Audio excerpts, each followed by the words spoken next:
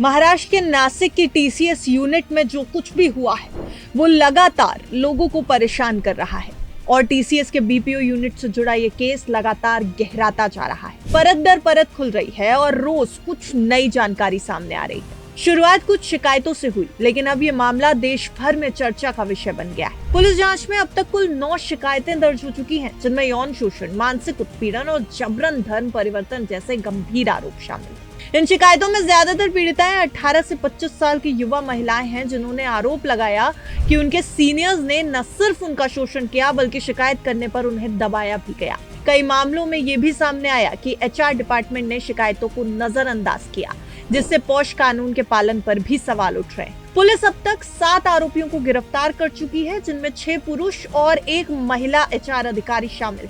सभी को सस्पेंड कर दिया गया है। वहीं इस केस की मुख्य आरोपी बताई जा रही निदा खान को लेकर के अलग अलग जानकारियां सामने आ रही हैं। फिलहाल फरार बताई जा रही हैं। कुछ रिपोर्ट्स में यह भी कहा जा रहा है कि उनको अरेस्ट भी कर लिया गया है। हालांकि अभी जो लेटेस्ट जानकारी सामने आई है उसमें निदा ने अग्रिम जमानत के लिए कोर्ट का दरवाजा खटखटाया है और फिलहाल वो पुलिस की गिरफ्त से अभी भी दूर है। हालांकि इस केस का जो बड़ा ट्विस्ट सामने आया वो है टीसीएस की तरफ से जारी किया गया बयान और कुछ बड़े अपडेट। कंपनी और जांच से जुड़े अपडेट्स में ये कहा गया कि निदा खान को एचआर हेड बताना गलत है। रिपोर्ट्स की माने तो वो एक टेलीकॉलर थी और सोशल मीडिया पर वायरल हुई एचआर हेड वाली जानकारी फर्जी नजर आ रही है। यानी निदा खान की आइडेंटिटी भी अब सवाल के घेरे में है।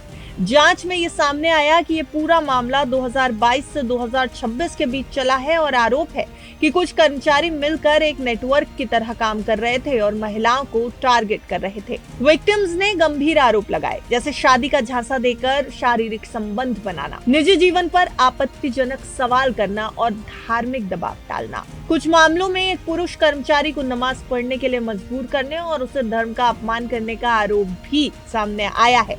लेकिन ये सब कुछ सिर्फ रिपोर्ट्स हैं।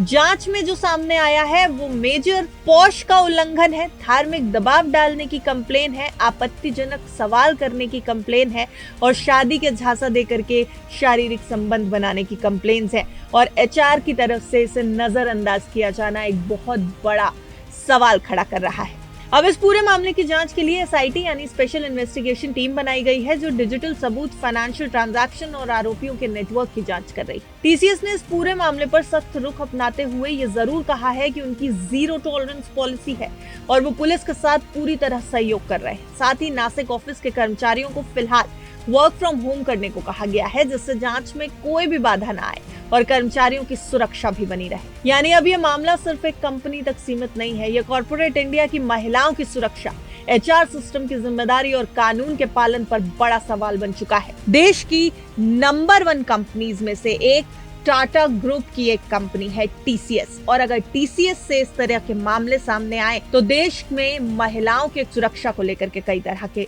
सवाल उठते हैं।